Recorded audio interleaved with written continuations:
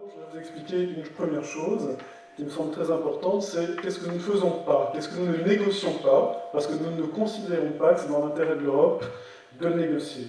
C'était un tout petit peu dit dans ce film très rapide que vous avez vu en introduction, mais nous ne négocions pas sur nos normes.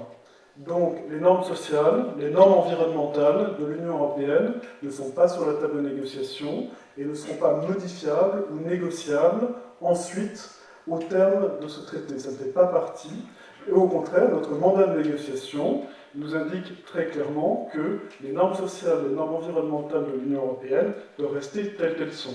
De la même façon, et comme d'ailleurs dans tous les accords commerciaux qui ont toujours été jusqu'à présent conclus par l'Union européenne, nous ne remettons pas en cause non plus les services publics. La capacité des États à maintenir le service public, pour nous, c'est essentiel. Donc on parle des services régaliens, la police, l'éducation nationale, etc., ou des services publics au sens économique du terme, notamment les services en matière d'eau, d'environnement, etc. Tout ça ne fait pas non plus partie des négociations, en ce sens que nous avons une provision, c'est dans notre mandat, d'exclure, de préserver en toutes circonstances la possibilité pour les États de gérer ces services, de les gérer en direct, ou de les confier à des entreprises privées, ou si elles ont confié à des entreprises privées, de les rendre publiques si elles le souhaitent à un moment donné. Bref, tout ceci demeurera. Maintenant, qu'est-ce que nous faisons ? Eh bien, d'abord, nous considérons que nous avons, pour les États-Unis que nous-mêmes, un intérêt très considérable à améliorer, faciliter les échanges entre nous. Pourquoi ? Parce que nous avons, ensemble, nous représentons la moitié de la production mondiale, nous représentons 40% des échanges mondiaux, et il y a des millions d'emplois en Europe, 750 000 en France, qui sont des emplois qui dépendent, en fait, pour les 750 000 en France, des emplois de Français employés par des entreprises américaines. C'est juste un exemple. Les États-Unis sont, pour la France, le marché qui est considéré par les autorités françaises comme le plus porteur dans les années à venir. Il faut garder à l'esprit que la croissance mondiale va se faire à l'avenir surtout en dehors de l'Europe, à 90% en dehors de l'Europe, y compris notamment aux États-Unis. Et donc pour que les entreprises européennes, et notamment françaises, puissent en bénéficier, il faut que l'on facilite ces échanges. Alors, de quoi est-ce qu'on parle dans ce traité, dans ces négociations en vue d'un traité? On parle quand même de droits de douane, parce que, en moyenne, les droits de douane entre l'Europe et les États-Unis sont très faibles, environ 4% en moyenne, mais il y a des domaines où ils restent encore extrêmement élevés. Par exemple, en matière de textile et d'habillement, on a des droits de douane qui peuvent être à 35-25%. Donc pour des entreprises dans le domaine du textile, et il y en a d'importantes notamment dans le Gard, ça peut être un sujet extrêmement important d'arriver à supprimer ces droits de douane, ou en tout cas les réduire au maximum, de façon à pouvoir exporter facilement aux États-Unis. Nous traitons également d'accès au marché, en particulier d'accès au marché public. Pourquoi ? Parce qu'il y a pour l'instant une asymétrie. Les marchés publics européens sont très ouverts au reste du monde. Les marchés publics américains sont extrêmement fermés, en tout cas par rapport aux marchés publics européens, en particulier dans des domaines qui intéressent les entreprises françaises, les domaines des services, le domaine de l'eau et de l'environnement, le domaine des transports, par exemple. Pour donner juste un exemple, le marché ferroviaire américain pourrait être le premier marché mondial pour des grandes entreprises françaises. Pour l'instant, il leur est totalement exclu. Donc, ouvrir les marchés publics américains, c'est un de nos objectifs dans cette négociation, et ça pourrait bénéficier très fortement à des entreprises françaises. Donc, ça c'est le premier volet sur lequel nous parlons avec les Américains, le droit de douane, accès au marché. Second grand volet, ça a été évoqué par M. Bourquin, la coopération réglementaire. Coopération réglementaire, qu'est-ce que ça veut dire? Ça ne veut certainement pas dire que l'on essaye de réduire nos niveaux d'exigence en matière de normes, qu'elles soient environnementales, qu'elles soient techniques, qu'elles soient de santé, de sécurité, etc. Non. Mais ça veut dire que l'on examine secteur par secteur des domaines où, pour des raisons administratives, parfois un peu bêtes, parfois tout simplement de tradition d'un côté et de l'autre, nous pouvons avoir confiance que nous avons des niveaux d'exigence équivalents, mais nous avons des procédures différentes qu'il faut faire 2 fois le même travail. Et pour vous donner juste un exemple de la région, alors pas de Nîmes, mais pas très loin, mais qui est, je crois, assez parlant, l'exemple des huîtres. On ne peut pas pour l'instant, enfin on a en tout cas des PME de la région qui aimeraient bien exporter leurs huîtres qui ont des qualités gustatives assez particulières sur les temps de taux vers les États-Unis. Ils ne peuvent pas le faire parce que les normes sanitaires sont différentes. En Europe, on vérifie la qualité des huîtres en examinant l'huître, et aux États-Unis en examinant l'eau, ou vice-versa. Je ne saurais plus vous dire lequel. Mais bref, parce que les techniques de contrôle sont différentes, alors qu'il n'y a pas plus de morts par ingestion d'huîtres défectueuses aux États-Unis qu'en Europe et vice-versa, cette entreprise est empêchée d'exporter son produit aux États-Unis.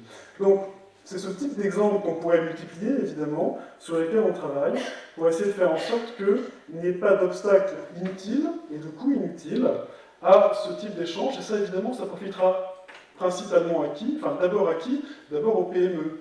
Parce que ce sont elles qui ont le moins de moyens pour aller,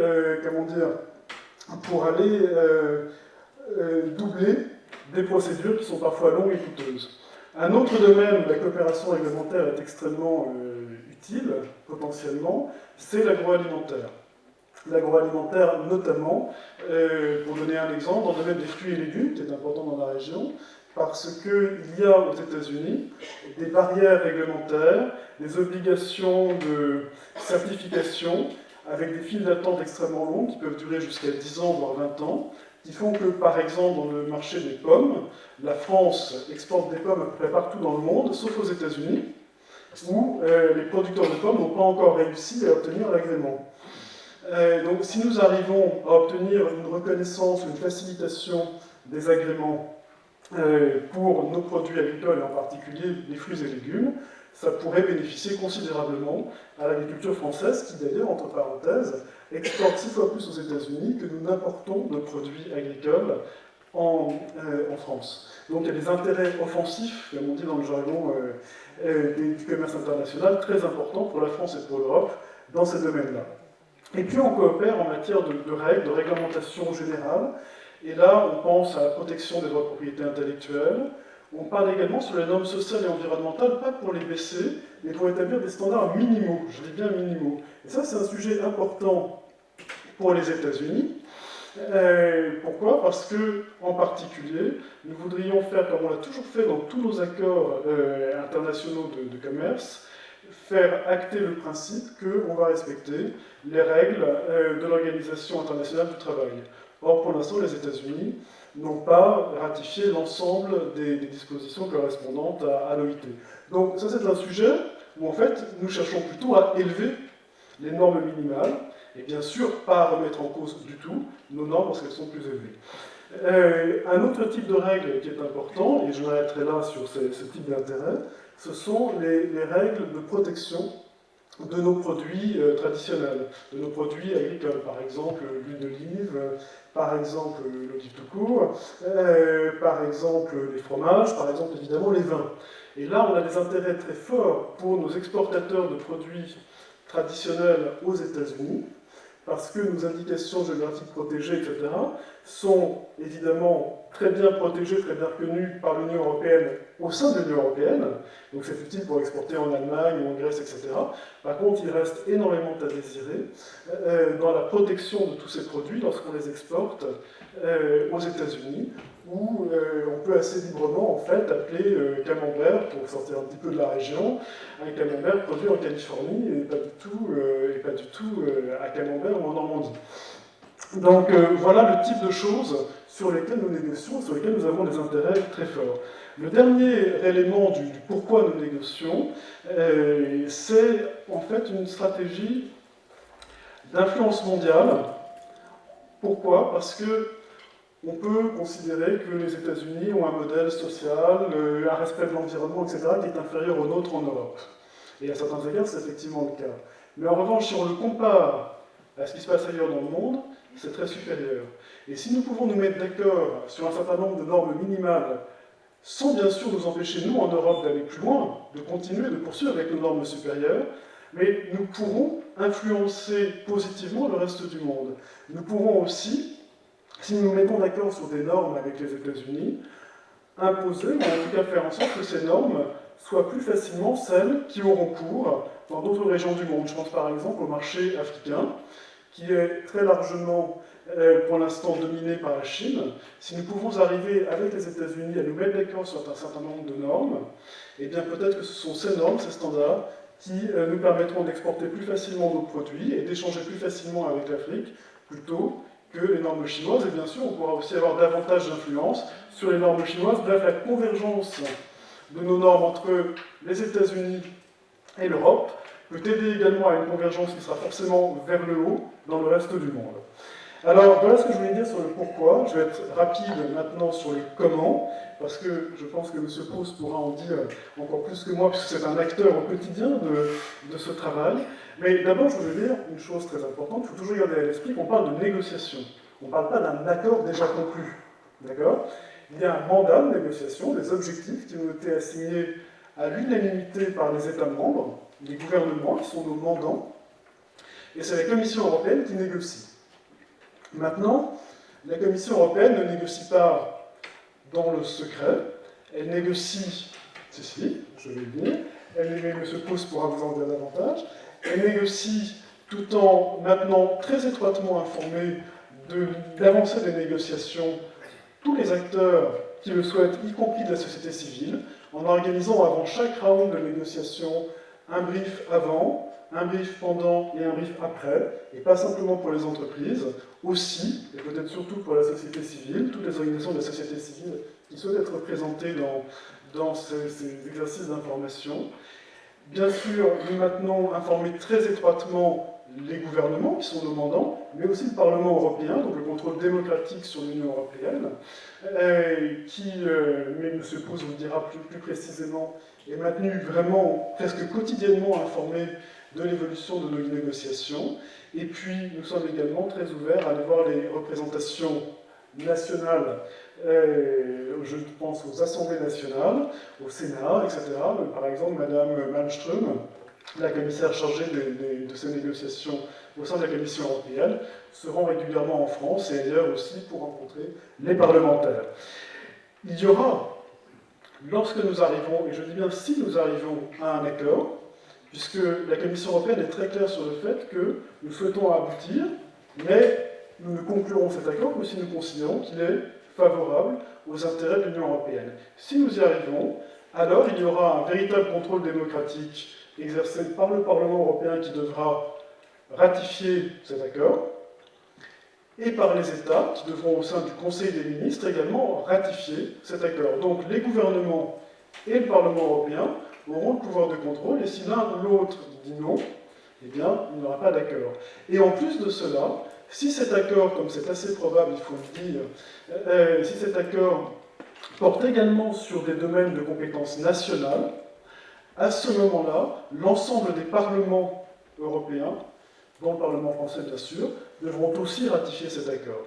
Donc il y a tous les verrous démocratiques en place pour que, une fois les négociations conclues, et c'est là d'ailleurs seulement qu'on pourra vraiment juger, que chacun, vous tous, pourrez vraiment juger sur pièce sur le résultat de l'accord, de ce qu'il comporte et ne comporte pas, et est-ce qu'on en a vraiment intérêt, et bien à ce moment-là, nos représentants démocratiquement élus diront oui ou non.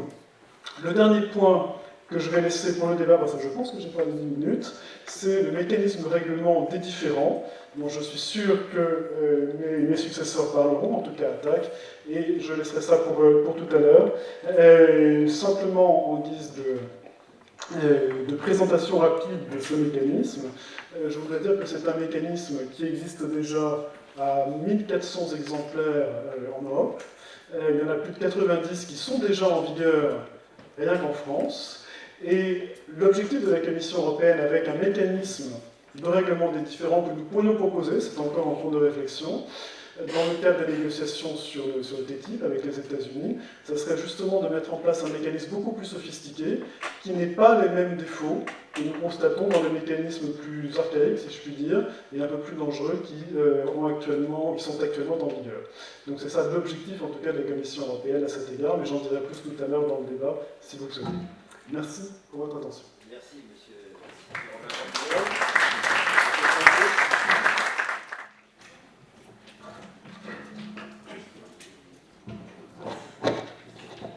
Bonsoir à tous et à toutes. Alors effectivement, la question qui se pose à nous devant ce genre de projet est bien de savoir pourquoi on s'inquiète. Parce que effectivement, ce que nous avons entendu là tente à démontrer, dans les deux interventions précédentes, qu'il n'y a à avoir strictement aucune inquiétude, puisque d'une part, tous les verrous démocratiques sont en place, et que d'autre part, les négociations elles-mêmes se passent d'une manière tellement transparente et sur des sujets qui sont tellement balisés qu'à la limite, on se demande pourquoi encore on organise ce type de séance ce soir. Ce type de séance ce soir a une importance considérable parce que, en fait, ce projet est gravement attentatoire aux principes démocratiques. Là, je prends un ton qui est un peu solennel et un peu grave, parce qu'on est sur quelque chose qui va au cœur des principes qui sont les nôtres. Pour commencer, une précision. Nous ne sommes pas simplement dans le gaz des négociations d'un texte qui va aboutir éventuellement dans 3, 4 ou 5 ans, mais nous sommes déjà sur du concret. Pourquoi est-ce que nous pouvons dire ça? Et vous pouvez vous-même le vérifier, parce qu'il y a déjà un texte qui existe, et ce texte est un texte signé. Je veux parler du texte entre l'Union européenne et le Canada. Le texte entre l'Union européenne et le Canada est déjà signé. Il porte les mêmes mécanismes que ceux qui sont en négociation aujourd'hui entre l'Union européenne et les États-Unis. Et ce texte-là nous apprend déjà un certain nombre de choses sur ce que la Commission, en l'occurrence, n'hésite pas à faire et n'hésite pas à proposer. Effectivement, après le mandat qu'elle a reçu des États membres, on est bien d'accord avec ça. Donc il faut regarder non seulement ce qui est en phase de négociation, mais aussi ce qui déjà a abouti dans ce texte qui est Union européenne-Canada, le poisson pilote d'une certaine façon d'Union européenne-États-Unis qui nous attend. Quand on sait que la Commission, par ailleurs, et les gouvernements ont dit qu'ils attendaient un accord encore plus ambitieux, on a effectivement quelques raisons de se poser quelques questions. 3 choses qui sont les éléments principaux qu'on trouve dans ces négociations. Ça a été dit, mais je crois qu'il faut insister là-dessus, ces négociations sont d'abord celles pour obtenir le plus haut niveau de libéralisation possible du commerce international. Il ne s'agit pas seulement d'arriver à un accord d'harmonisation du commerce international, il s'agit d'arriver à un accord de libre-échange. C'est-à-dire, il s'agit d'arriver à un accord qui baisse les barrières derrière les barrières, qui arrive à atteindre les barrières réglementaires intérieures des États derrière les barrières tarifaires. Effectivement, les barrières tarifaires, ça a été dit et on peut le confirmer, les barrières tarifaires, à part quelques pics tarifaires concernant l'agriculture notamment, c'est important aussi, on en reviendra dans le débat, les barrières tarifaires sont relativement basses aujourd'hui entre l'Union européenne et les États-Unis, entre l'Union européenne et le Canada. Maintenant, il s'agit d'aboutir à faire en sorte d'avoir un accord qui fasse que ce soit les réglementations intérieures qui ne soient pas considérées comme distorsives au commerce. Et là, on rentre dans les principes qui sont d'ores et déjà définis dans des accords qui existent aussi, qui sont les accords de l'Organisation mondiale du commerce. Ça existe depuis 1995, et l'accord TAFTA ou TTIP et l'accord Union européenne-Canada-CETA part de cette base-là. Qu'est-ce que c'est qu'une mesure distorsive? C'est une mesure qui va à l'encontre des bénéfices espérés des entreprises. Jusque-là, rien de particulier. Mesures distorsives, ce sont par exemple, les subventions. Les subventions, par définition, sont distorsives. Les subventions sont distorsives puisqu'elles le sont par nature.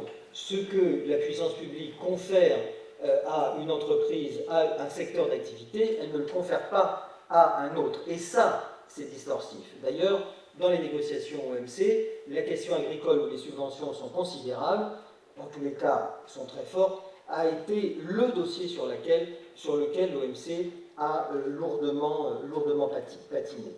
Mais il y a aussi dans les mesures distorsives qui sont interdites par ce type d'accord de libre-échange, les mesures intérieures qui pourraient être considérées comme des obstacles techniques au commerce. Alors là, il faut rentrer dans le concret des choses. De quoi on parle? On peut prendre l'exemple connu de tout le monde de la fameuse affaire du bœuf aux hormones.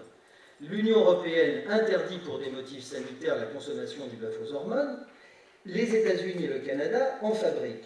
Très logiquement, sur la base des principes posés par l'Organisation mondiale du commerce, c'est-à-dire les principes qu'on retrouve maintenant comme le point de départ des négociations de l'accord Union européenne-États-Unis, Union européenne-Canada. Sur cette base-là, il a été décidé la condamnation de l'Union européenne, ou plus exactement, il a été décidé que les États-Unis et le Canada pourraient augmenter les droits de douane de produits en provenance de l'Union européenne à hauteur d'une 118 millions d'euros, 119 millions d'euros par an pour les États-Unis, une vingtaine de millions pour le Canada, jusqu'à ce que l'Union européenne change sa norme.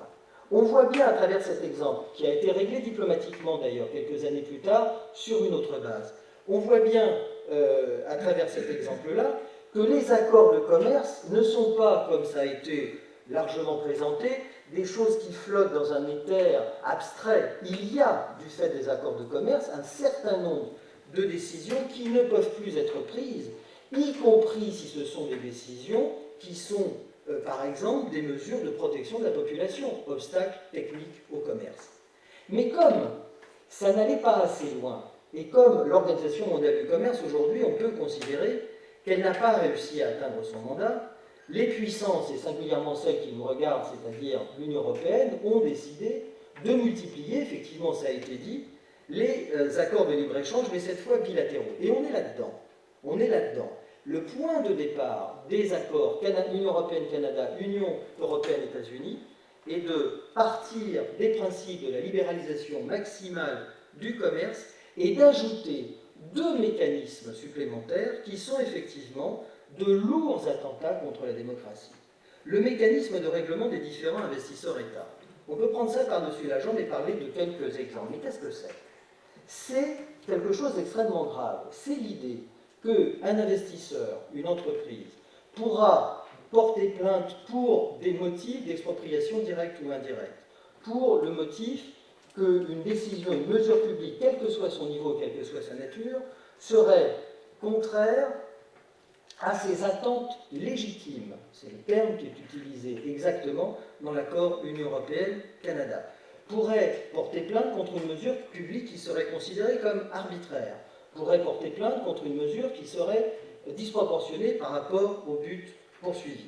Et porter plainte, non pas devant un juge, parce que devant un juge, ça existe déjà et c'est normal dans un état de droit qu'il y ait la possibilité pour les entreprises, pour chacun d'entre nous, de poursuivre la puissance publique si la loi qui est imposée ou la manière dont la loi est appliquée ne fonctionne pas et ne respecte pas le droit des individus.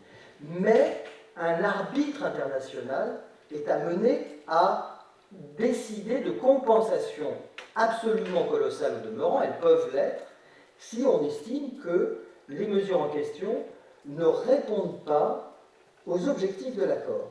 Vous avez une manière de réfléchir là-dessus, d'ailleurs totalement circulaire. Je vous invite à considérer cela. Une personne privée, un arbitre international, une personne privée, arbitre international, est invitée par une autre personne privée, entreprise, à condamner les États parce qu'il y aurait une mesure publique qui ne serait pas dans la droite ligne de l'objectif de l'accord, la libéralisation maximale du commerce international. On est véritablement dans le raisonnement circulaire. Et la conséquence de ça, indépendamment du fait que, effectivement, quand on demande qu'est-ce que c'est qu'un arbitre international, ce sont des avocats internationaux, ce sont des avocats internationaux qui un jour travaillent pour une entreprise, le lendemain pour une autre, le lendemain pour une troisième, le jour d'après siègent dans un panel, comme on dit dans le jargon, dans un panel arbitrage. L'arbitrage, tout ça, d'une manière totalement incestueuse, tout va bien. Mais en dehors de ces questions-là, je vous invite à remarquer le côté circulaire du raisonnement. C'est-à-dire que finalement, c'est la possibilité des États de prendre des décisions qui régulent, de prendre des décisions publiques concernant des secteurs économiques qui sont visés dans ces accords. Alors là, effectivement, on peut parler d'harmonisation des normes, mais par un mécanisme pour le moins brutal. Et là, effectivement, on a des exemples, parce que, comme ça a été dit à plusieurs reprises par les intervenants précédents, oui, il y a des exemples depuis 20 ans, dans le cadre de l'accord de libre-échange nord-américain, Canada, États-Unis, Mexique, dans le cadre des 1400, en effet, je confirme le chiffre, accords bilatéraux sur l'investissement qui comportent ce type de mécanisme, on a effectivement des exemples. On a effectivement des exemples, entre, ça a été dit, Philip Morris qui attaque l'Australie et l'Uruguay parce qu'elles ont des campagnes anti-tabac. On a des exemples d'une entreprise qui s'appelle Lone Pine qui attaque le Québec, entreprise des États-Unis, plus précisément une entreprise filiale d'une grosse entreprise minière du Canada qui s'est installée aux États-Unis pour pouvoir attaquer le Québec au motif que le Québec a pris un moratoire sur l'extraction des gaz de schiste par fracturation et hydraulique. 250 millions de dollars sont demandés au passage. On a aussi l'exemple de l'Argentine qui, dans le cadre du Centre international de règlement des différends sur l'investissement, a été jusqu'ici condamné à 600 millions de dollars en faveur de CMS Énergie, en faveur de Vivendi et en faveur d'Aguas de Barcelona, parce que l'Argentine, rendez-vous compte, a eu cette outrecuidance de mettre un prix maximal d'accès à l'énergie et d'accès à l'eau. Mais, puisqu'il est question des accords qui existent déjà, j'ai vu une petite étude là récemment qui montre que sur les 127 plaintes dans le cadre d'affaires arbitrales qui ont été déposées contre des États membres de l'Union européenne, on en connaît 62, on connaît le résultat de 62, et ça a pour l'instant coûté effectivement 30 milliards d'euros aux États membres de l'Union européenne. 30 milliards qui sont utilisés, là ce chiffre, mais il est évidemment évolutif, il est évidemment pire que ce qu'on sait, puisqu'on est au courant que de 62 affaires sur 127, eh bien 30 milliards, ce n'est pas de l'argent qui sort des États, ce n'est pas de l'argent qui a été créé par les États, c'est de l'argent qui vient de la poche des contribuables, c'est de l'argent qui va aux entreprises en compensation, plutôt que d'être utilisé par les pouvoirs publics à faire de l'infrastructure, à payer mettons, je ne sais pas, des infirmières, des professeurs, etc. C'est beaucoup plus intéressant de donner des compensations à des entreprises transnationales au motif que leurs attentes légitimes, entre guillemets, n'ont pas été respectées. Ce mécanisme de règlement des différents investisseurs-États vise à confier un privilège aux entreprises. Qu'on ne vienne pas nous raconter l'histoire des PME. Pour saisir ce mécanisme-là, il faut un minimum, vu les honoraires pris par les avocats internationaux, il faut un minimum de 8 millions de dollars. Qu'on vienne nous dire ensuite que les PME vont pouvoir en bénéficier, j'aimerais bien savoir quelle est la PME qui va pouvoir utiliser ce mécanisme-là pour en bénéficier. L'autre mécanisme, et là aussi on rentre dans le vif du sujet, c'est le mécanisme de coopération réglementaire. Je le confirme, ces textes ne parlent jamais et ne parleront jamais ni d'OGM, ni de poulet chloré, ni de pesticides, ni rien de ce genre. Pourquoi? Parce que ce n'est pas la peine. Parce que, en fait, par le mécanisme de coopération réglementaire, le pire est renvoyé à plus tard. Il s'agit de mettre en place, qu'est-ce que c'est que ce mécanisme-là, qui s'appelle le Forum de coopération réglementaire dans le CETA. Il s'agit de mettre en place un comité d'experts composé de représentants des deux côtés de l'Atlantique, soit du Canada, soit des États-Unis d'un côté et de l'Union européenne de l'autre, qui vont décider de deux choses et qui ont deux vocations. Lorsque dans le futur, un État aura des velléités de prendre une réglementation qui affecte le commerce, toutes affectent le commerce, il faudra alors qu'il rentre en contact avec ce comité d'experts non élus, on est très loin de la procédure parlementaire, pour que ce comité fasse une alerte précoce, c'est-à-dire pour qu'il demande leur avis aux secteurs économiques concernés par la réglementation envisagée. Évidemment, si on leur demande leur avis, ils vont donner. Je veux dire par là que, bien sûr, les grandes entreprises, les lobbies et autres vont donner leur avis dans ce cas-là. Ils pourront dire, oui, cette réglementation, ça va, ça ne me dérange pas trop, celle-là, ça ira encore, celle-là, j'en veux pas. Ça s'appelle comment? Ça s'appelle un droit de veto. Alors, un privilège d'un côté, un droit de veto de l'autre. J'ajoute à cela que ce comité de coopération réglementaire a vocation à passer des coups de rabot successifs, à faire des propositions de coups de rabot successifs, au nom de la reconnaissance mutuelle des normes. Alors, soyons clairs. Quand on entend qu'il sera possible de faire monter le niveau des normes grâce à ces accords, là, c'est pas possible. Parce que soit c'est la reconnaissance mutuelle des normes, soit c'est le principe de précaution. C'est pas les deux, c'est pas possible. Et d'ailleurs, je ne vois pas très bien à la tête de quelle armée on va obliger les États-Unis, par exemple, à signer les accords de l'OIT, puisqu'il a été question de cela dans une intervention précédente. Il est complètement impossible donc d'imaginer qu'avec le mécanisme de coopération réglementaire, il y ait une augmentation des normes. Ce seront nos producteurs qui réclameront, au nom de la compétitivité, un abaissement généralisé des normes une fois que les vannes du commerce international aura amené un certain nombre de produits dans nos assiettes, dans notre environnement, qui seront des produits fabriqués à des conditions qu'on ne maîtrisera pas, sur lesquels nous n'aurons rien à dire. Ce sont nos producteurs qui réclameront l'alignement sur ces produits. Moralité, oui, en effet, ces accords, il n'y a pas un mot sur les OGM dans ces accords, il n'y a pas un mot sur le bœuf aux hormones dans ces accords, simplement, ils mettent en place le mécanisme qui va permettre que, en effet, toutes nos normes soient considérablement abaissées. Je parle de nos normes parce que nous sommes, et surtout ici en Europe, mais nous parlons aussi des normes des États-Unis. Je pense aux normes financières, les États-Unis ont beaucoup à craindre là-dessus. Ça a été dit aux normes aussi concernant les marchés publics locaux, quelques autres aussi comme ça. Je m'arrête là-dessus parce que je pense avoir épuisé mon temps de parole et je crois qu'il est bon effectivement que nous ayons un débat vu la diversité, c'est le moins qu'on puisse dire, des opinions sur la question. Merci de votre attention.